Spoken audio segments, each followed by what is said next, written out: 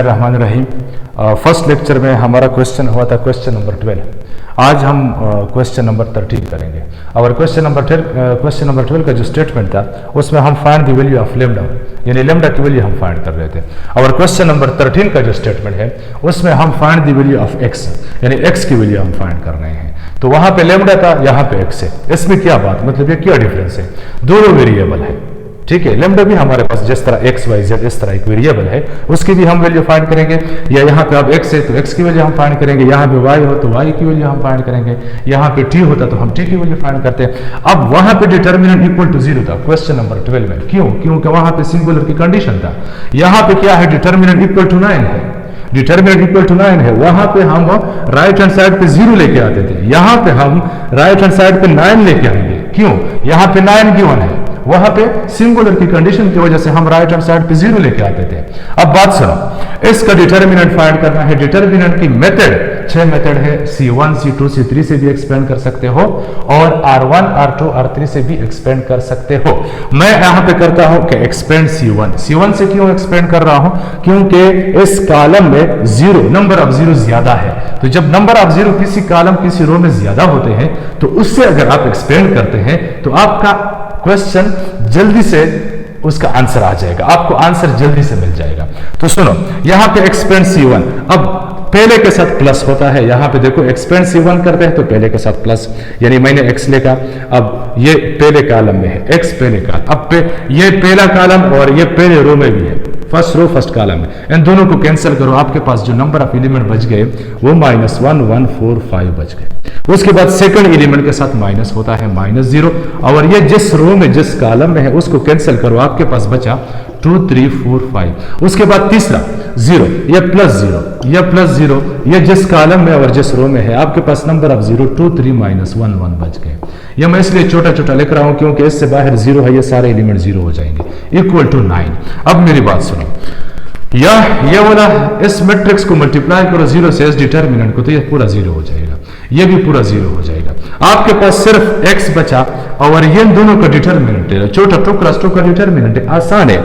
5 multiply by -1 -5 -4 multiply by 1 4 equal to 9। यहां पे आपके पास बचा x into -9 equal to 9, minus minus +4 +5, 9 तो बड़ी वैल्यू के साथ माइनस है तो -9 यहां मल्टीप्लाई है, वहां जाकर डिवाइड हुआ। x is equal to 9 divide by -9, दोनों cancel, x is equal to -1। अब बच्चों बात सुनो, यहां पे इक्वेशन आपके पास बना x, यानी लीनियर इक्वेशन बना। यहां पे x की पावर में 1 है तो x की कितनी वैल्यू आना चाहिए? 1 वैल्यू आना चाहिए। जिस तरह पीछे लेमडा की वैल्यू क्वेश्चन नंबर 12 में हमने लेमडा की वैल्यू फाइंड किए थे, कितने? 3, क्योंकि लेमडा की पावर में क्या था? 3। यहां पे x की पावर में क्या है? 1, x की 1 वैल्यू आना चाहिए।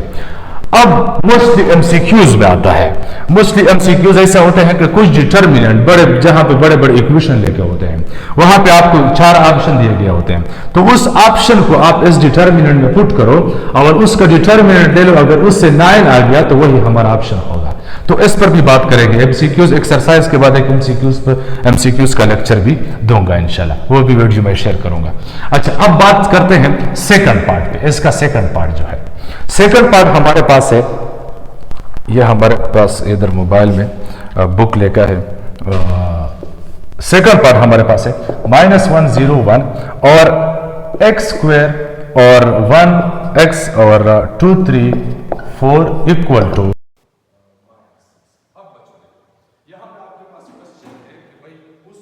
क्वेश्चन नंबर 13 का जो सेकंड पार्ट है इसमें इक्वल टू -6। तो आपने राइट हैंड साइड पर -6 एज इट इज लेके आया है, बस लेफ्ट हैंड साइड पे आपने डिटर्मिनेंट लेके x की वैल्यू फाइंड करना है। अब किसको एक्सपेंड करो? एक्सपेंड R1 करते हैं, ठीक है, कोई बात नहीं। एक्सपेंड R1, वहां पे मैंने इस पहले पार्ट में C1 किया था, यहां पर R1 करते हैं। -1 देखो पहले के साथ प्लस होता है लेकिन एलिमेंट्स हमारा माइनस में है तो -1। अब -1 जिस रो में जिस कॉलम में है उसको कैंसिल करो, 1x 3 सेकंड के साथ माइनस होता है और ये 0। अब ये 0 जिस कॉलम में जिस रो में है इसको कैंसिल, x² x2 4 रहेगा, x² x2 और 4, फिर थर्ड के साथ प्लस करो। देखो फर्स्ट रो एक्सपेंड कर रहा हूं, थर्ड के साथ +1। अब +1 1 जिस कॉलम में और जिस रो में इसको कैंसिल करो, x² 1 2 3 x square 1 2 3 equal to -6। अब बच्चों देखो ये पूरा आपके पास 0 होगा, देखो 0 मल्टीप्लाई बाय डिटरमिनेंट 0, अब -1 बचा और 1 multiply by 4 4 -3 multiply by x 3x, उसके बाद +1 बचा और x square multiply by 3 3x square -2 multiply by 1 2 equal to -6। बहुत इजी क्वेश्चन, इजी से भी आसान है। -4 माइनस प्लस 3x और 1 3x स्क्वायर -2 इक्वल टू -6। मेरे बच्चों मेरी बात सुनो, यहाँ पे ये x स्क्वायर है और ये x है, तरतीब दे दो 3x स्क्वायर प्लस 3x -4 -2 कितना होता है -6 इज इक्वल टू -6। -6 जब इधर हम शिफ्ट करेंगे क्या बचेगा 3x square plus 3x -6 plus 6 equal to 0, ये दोनों कैंसिल हो जाएंगे। आपके पास आया 3x square plus 3x is equal to 0। यहाँ से मैं क्या कॉमन है, यहाँ से आप 3x को कॉमन है, 3x कॉमन करके x प्लस 1 इक्वल टू 0। अब 3x इक्वल टू 0 और x प्लस 1 इक्वल टू 0। यहाँ पे 3 मल्टीप्लाई है 0 के डिवाइड में चला जाएगा, 0 divide by something 0, x equal to 0 x equal to -1, x के दो वैल्यू आ गए हैं, यह हमारा आंसर है।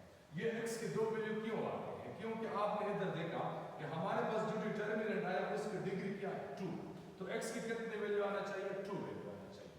तो देखो बच्चों ये सिंपल मैट्रिक्स इसका डिटरमिनेंट इक्वल टू है -6, आपने इसका डिटरमिनेंट लेना है, डिटरमिनेंट लेने के बाद आपने यहाँ से x की वैल्यू फाइंड करना है, ठीक है।